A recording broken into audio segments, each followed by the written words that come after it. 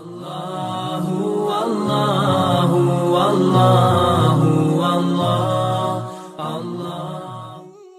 الدین عند اللہ الاسلام، بے شک پسندیدہ دین اللہ کے نزدیک اسلام ہے۔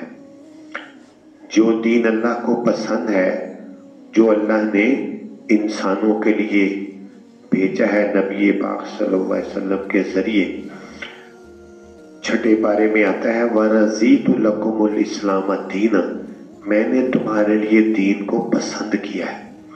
تو اس کا مطلب ہے دین اللہ کے لیے نزدیک پسندیدہ دین وہ اسلام ہے۔ لہذا دنیا میں جتنے بھی کافر ہیں ان سب کو یہ اللہ تعالیٰ کا پیغام ہے کہ اے کافرو، چاہے وہ ہندو ہیں، سکھ ہیں، عیسائی ہیں، یہودی ہیں، جس مذہب کے ماننے والے بھی ہیں، تو وہ کان کھول کر سن لیں کہ سب کے سب لوگ جس دین پر بھی چل رہے ہیں وہ غلط ہے۔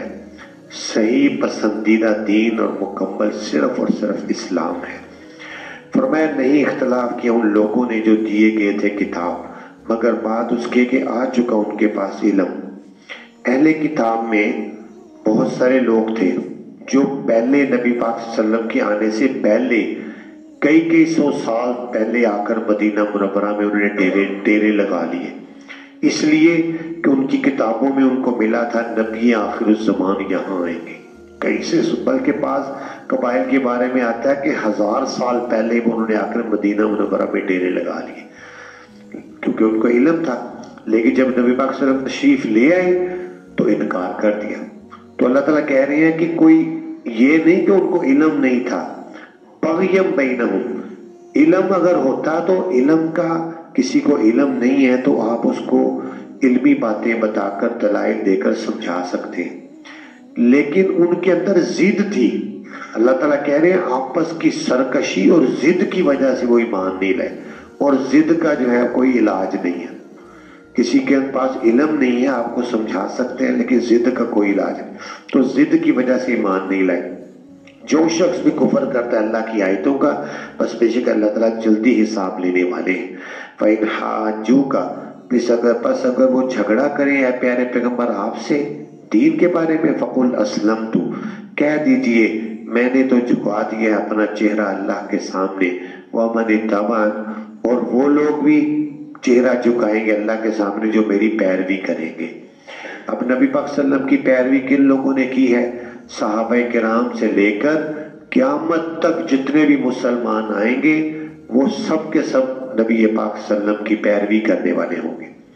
اور یہ نہیں ہے کہ جیسا بھی گیا گزرا برا دور آ جائے گا تو مسلمان اللہ کے ماننے والے نبی پاک صلی اللہ علیہ وسلم کے تابع دار پھر بھی رہیں گے، جتنا بھی برا دور آ جائے۔ تو خود نبی پاک صلی اللہ علیہ وسلم نے ارشاد فرمایا لا تزال طائفۃ من امتی علی الحق، ہمیشہ میری امت کا ایک گروہ حق پر قائم رہے گا۔ تو آگے بھی یہی فرمایا لا یضرهم من خالفهم، تو ان کو نقصان نہیں پہنچا سکیں گے وہ لوگ جن کی مخالفت کریں۔ ان کے مقابلے میں بڑی بڑی طاقتیں ہوں گی لیکن میری امت کا ایک گروہ جو حق پر قائم ہوگا وہ قائم رہے گا، اس سے بدر قیامت تک جو ہے وہ تابع دار اللہ تعالیٰ کے رہیں گے۔ اور کہہ دیجیے ان لوگوں کو جو دیے گی کتاب اور ان پڑھوں کو کہہ دے اسلمتم، کیا تم اسلام لے آئے ہو؟ فَإِنْ أَسْلَمُوا، اگر وہ اسلام لے آئیں فَقَدْ اهْتَدَوْا، انہوں نے ہدایت پالی۔ وَإِنْ تَوَلَّوْا، اور اگر انہوں نے روح گردانی کی، بس یہی بات ہے آپ کے ذمے پہنچانا ہے۔ کسی نبی کے ذمے یہ نہیں تھا کہ کافر کے دل سے خود کفر نکال کر ایمان ڈال دے، بس ان کے ذمہ تھا کہ اللہ کا پیغام پہنچا دینا، ہدایت دینا، یہ اللہ کا کام۔ واللہ بصیر بالعباد، اور اللہ تعالیٰ دیکھنے والے ہیں اپنے بندوں۔ ان الذین یکفرون بآیات اللہ، بے شک جو لوگ کفر کرتے ہیں اللہ کی آیتوں کا، ویقتلون النبیین بغیر الحق، قتل کرتے ہیں نبیوں کو بغیر حق کے، اور قتل کرتے ہیں ان لوگوں کو جو حکم دیتے تھے انصاف کرنے کا لوگوں میں سے، بس خوشخبری سنا دے ان کو دردناک عذاب کی۔ یہ لوگ وہ ہیں ضائع ہوں گے ان کے اعمال دنیا میں اور آخرت میں، اور نہیں ہے ان کے لیے کوئی مددگار۔ یہ آیات اس وقت نازل ہوئی کہ حضرت صلی اللہ علیہ وسلم نے ارشاد فرمایا پہلے زمانے میں ہر علاقے کا الگ الگ نبی ہوتا تھا، ہر قوم کا الگ نبی، ہر شہر کا الگ نبی. یہ نبی پاک صلی اللہ علیہ وسلم کو خصوصی شان اللہ نے عطا کی ہے کہ آپ نے فرمایا بعثت الی الاسود والاحمر، میں ہر کالے گورے کی طرف، عربی اجمی کی طرف، سب کی طرف نبی بنا کر بھیجا گیا ہوں. تو کائنات پوری کی طرف نبی پاک صلی اللہ علیہ وسلم کو ہی نبی بنایا گیا. لیکن پہلے زمانے میں کوئی الگ الگ بستیوں کے نبی ہوتے تھے، حتیٰ کہ ایک بستی تھی بہت بڑی جہاں 43 قومیں آباد تھی. تو 43 قوموں میں ہر قوم کے لیے الگ الگ نبی تھے، یعنی 43 قومیں تھیں، 43 ہی نبی تھے، اور وہ ان کو تبلیغ کرتے رہتے. وہ قومیں بڑی سرکش نافرمان لوگ تھے. انہوں نے ایک دن سوچا یار یہ نبی جو ہے ہر وقت ہمیں تبلیغ کرتے رہتے ہیں، نہ دن دیکھتے نہ رات دیکھتے نہ خوشی دیکھتے نہ غمی دیکھتے ہیں، بس تبلیغ کرتے رہتے ہیں. تو ان کا کام ہی تمام کریں. تو ان نبیوں کو انہوں نے ایک دن سب نے پروگرام بنایا کہ ہر قوم کے لوگ مل کر اپنے اپنے نبی کو قتل کر دیں. ان لوگوں نے صبح ہونے کے بعد، دن چڑھنے کے بعد قتل کرنے شروع کیے، اور ظہر سے پہلے تک 43 نبی قتل کر دیے.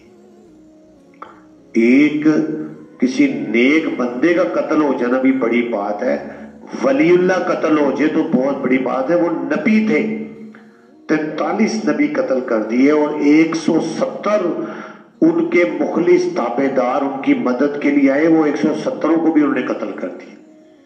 تو اللہ تعالیٰ کہتے ہیں یہ ایسے ظالم لوگ کافر گزرے ہیں جنہوں نے نبیوں کو بغیر کسی حق کے، یعنی کوئی جرم ہی کوئی نہیں تھا، ان کو قتل کر دیا، اور پھر ان کے تابع داروں کو ان کو بھی قتل کر دیا. تو فرمایا ان لوگوں کے ضائع ہو گئے اعمال، جنہوں نے ایسے کفر کیے ہیں، گناہ کیے ہیں. تو ان کے اعمال، چونکہ کفر جو ہے جتنا بھی بڑا کوئی نیک عمل کرتا ہے، اگر اس کے اندر کفر ہے اس کا سارے کے سارے عمل ضائع ہو جاتے ہیں.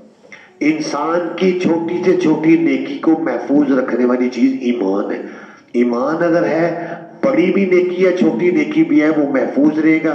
قیامت کے دن اس کے نامہ اعمال میں اس کو پڑھ کر سنا دے گا یہ تم نے نیکیاں کی. لیکن جو کافر ہے اس کی ساری نیکیاں دنیا میں ضائع ہو جاتی ہیں. اللہ تعالیٰ سے دعا ہے اللہ تعالیٰ ہمیں قرآن پاک کو سمجھنے کی توفیق عطا فرمائے.